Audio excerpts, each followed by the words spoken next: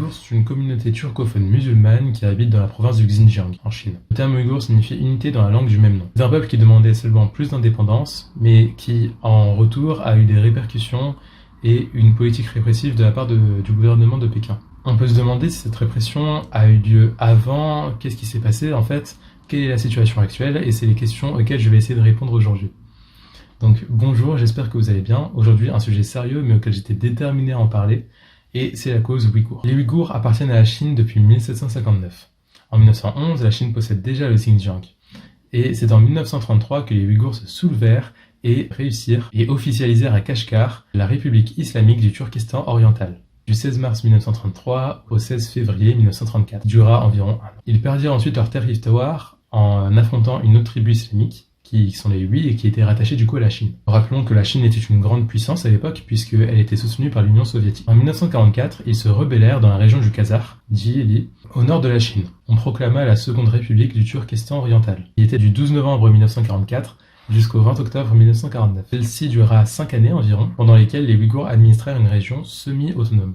Et rappelez-vous bien du terme d'autonomie car on va en parler souvent dans la vidéo. Leur règne prit fin en 1949, lorsque le Kuomintang, et je vais en parler dans 2 secondes, fuya pour aller jusqu'en Taïwan. Et ça prit fin également à cause de la déclaration de la République populaire de Chine, du coup qui s'entendait dans tout le continent et qui effaçait un petit peu les minorités qu'il y avait en Chine. Alors le Kuomintang, qu'est-ce que c'est? C'est le plus ancien parti politique chinois, et il se réfugia du coup à Taïwan juste après cette déclaration. C'est pour ça. C'était le plus ancien en fait parti politique de la Chine contemporaine. Il est toujours présent d'ailleurs à Taïwan. Il est créé en 1912 par Sun Yat-sen, qui domine d'ailleurs la Chine jusqu'en 1928, jusqu'à bien sûr la prise de pouvoir des communistes en 1949. Un nouveau soulèvement ouïghour en 1954 à Hotan échoua à cause de l'armée rouge chinoise. En 1955, la région autonome du Xinjiang est proclamée. Elle est plus autonome en théorie que les autres régions chinoises, et on pourrait donc penser que ça y est, les Ouïghours ont leur région autonome et que l'histoire se finit bien. Et bah, c'est pas tout à fait ce qui s'est passé. Cette région du Xinjiang avait également la même importance et la même autonomie en fait que les autres régions. Et c'est ça qui pose un problème aux Ouïghours. Mais c'est pas grave, ils continuèrent leur vie. Et en 1990, en avril 1990 pour être plus précis, plus de 1000 habitants du Xinjiang descendirent dans les rues pour protester contre le refus des autorités chinoises à créer une mosquée.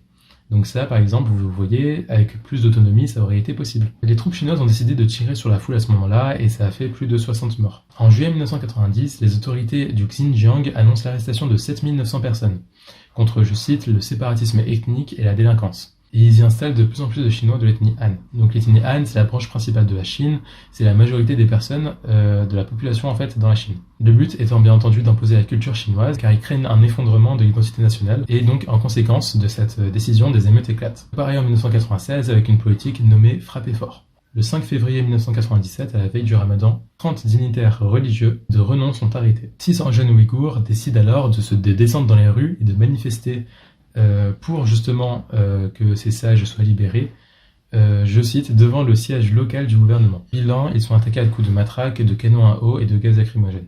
Dès le lendemain, se déroule une manifestation massive de protestation et les policiers paramilitaires tirent sur les manifestants. Au total, c'est 167 morts. Le même jour, 5000 personnes sont arrêtées, dont des personnes âgées, des jeunes femmes et des enfants. On les accuse de vouloir diviser la patrie et d'être des éléments contre-révolutionnaires. Le gouvernement chinois décide alors l'exécution publique de 7 Ouïghours pour l'exemple. Les 7 victimes sont exécutées d'une balle dans la nuque et ils sont dans un camion, histoire que tout le monde puisse voir leur exécution. Et le camion déambule dans le bazar ouïghour et dans les quartiers environnants. Et les familles qui osent trop, ou les amis qui osent trop approcher de leurs amis morts sont tués.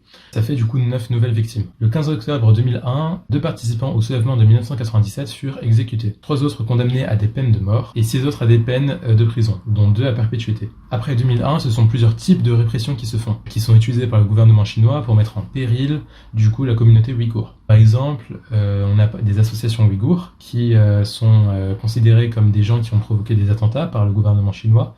Et il y a plein d'autres choses, il y a un panel d'autres choses. Je vais pas en faire une liste tout de suite. Donc comme vous l'avez vu, les conflits entre le gouvernement chinois et les Ouïghours ne datent pas d'hier. Mais alors, qu'est-ce qui se passe actuellement? Si on veut se référer du coup à l'actuel. Donc on a des marques telles que Nike, Adidas, Nintendo, Microsoft, etc.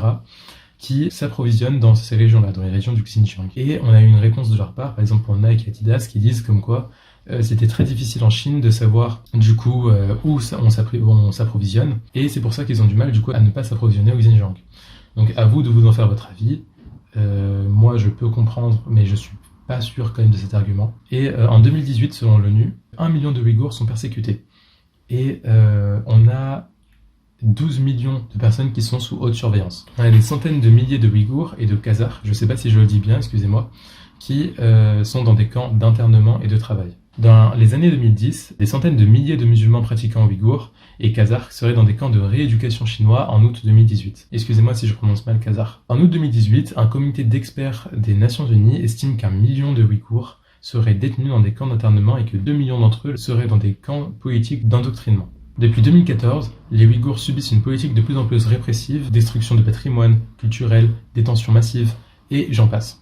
Mais le 15 septembre 2020, la Chine réfute et considère que ce sont de fausses accusations venant des institutions américaines et occidentales. Elles servent à lutter contre ce que Pékin appelle l'extrémisme religieux. Voilà, j'espère que cette vidéo vous a plu. Moi, elle m'a beaucoup plu particulièrement parce que je voulais vraiment en parler. Les Ouïghours, je les considère comme mes frères, les Rohingyas, je les considère comme mes frères, les Yéménites, je les considère comme mes frères. Toutes les populations qui souffrent en ce moment, je les considère comme mes frères. Et ça me touche particulièrement quand je vois des gens qui se font... Quand je vois des gens qui sont dans des politiques d'endoctrinement, qui sont dans des conditions inhumaines, où il y a des viols, où il y a des... Où sur certaines images, oui bien sûr, il y a des viols, il y a des persécutions, il y a des choses horribles, inhumaines qu'on ne pourrait même pas penser, enfin... Ça c'est mon avis, voilà. Et je vous incite, je vous en supplie à partager un maximum la cause ouïghour, la cause yéménite parce qu'ils meurent de faim, la cause Rohingya parce qu'il y a des guerres, les causes syriennes parce qu'il y a des guerres, les causes... tout un tas de causes, toutes les causes, même en Afrique. Je vous remercie d'avoir vu cette vidéo, je vous souhaite un maximum de bonheur.